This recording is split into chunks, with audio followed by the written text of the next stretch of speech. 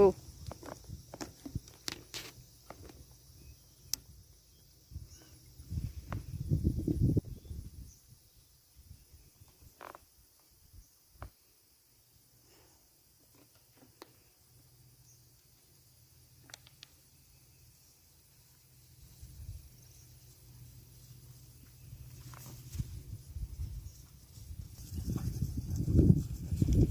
Sit in the middle. You're kind of leaning your hips to the outside and looking down over his inside shoulder.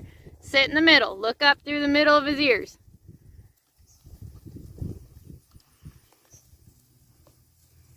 Nice, Emma. Very nice.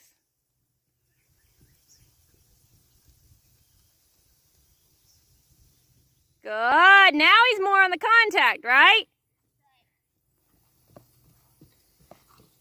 Good. Inside leg.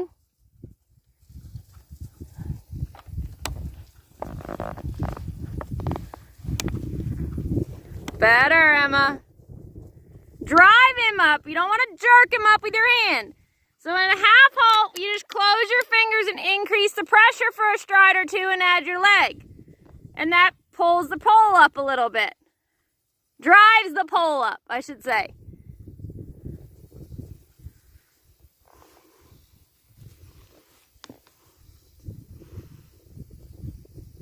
Good. A little more leg, but keep your hand. And if he pushes his nose out, let him, because he's a little behind the vertical. Just put your leg on. There it is. Good. Do a 20-meter circle. Look where you're going. 20-meter circle. You don't know where your circle is if you don't have your eyes up. There. Yeah, let him come up with his nose a little bit. Right on.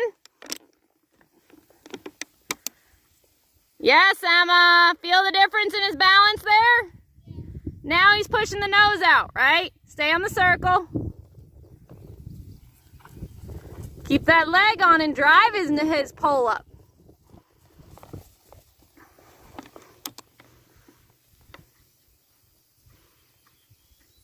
Good, very good. Yes, now he's more correct. Yeah, except you were looking down and not paying attention where your circle was. Right? Go back to your circle because you're holding him behind the bridle again. Find a circle somewhere. Don't lift your hand when you half hold. Oh. Put a little more leg on. So when you were on your circle, you put leg on, which is why he lifted his pole. And you got to let him lift his pole because you kind of see him come up and then you want to pull him back down. Let him come up a little bit. There, right there. Feel the difference? So when you put your leg on to drive his pole up, don't grab your hand and drive him back down either. We want him to come up a little bit this way, right there.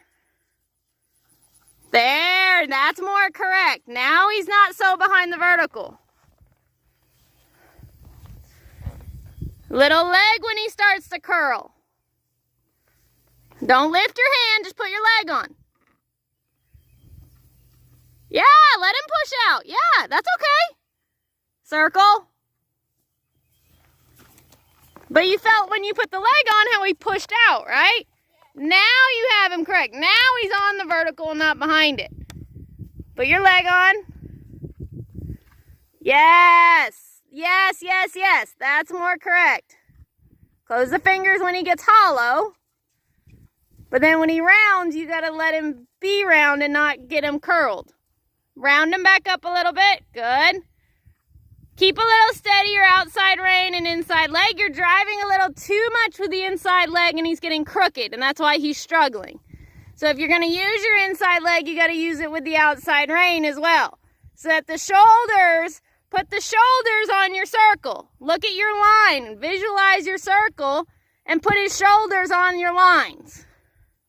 If the shoulders are on the lines, the hips will be right behind it. There you go. Shoulders on your line, and the hips will follow. Good, we'll give him a break here in a second. Now you're getting a better horse, right? Ride the shoulders. Now you lost the hip there because you overrode, right? Put the center of his chest on your circle line. Just think about the shoulders. Don't think about bend. Don't think about anything. Now turn the shoulders. Yes, feel the difference? Don't let him leg that outside shoulder out there. Push that outside shoulder around. Lost the hip there. You got thinking too much about bend. Bring the outside shoulder around with your outside aids. Yes, better. Hit the track, turn him with your outside aids. There, think about your diamond. Yes, let him walk.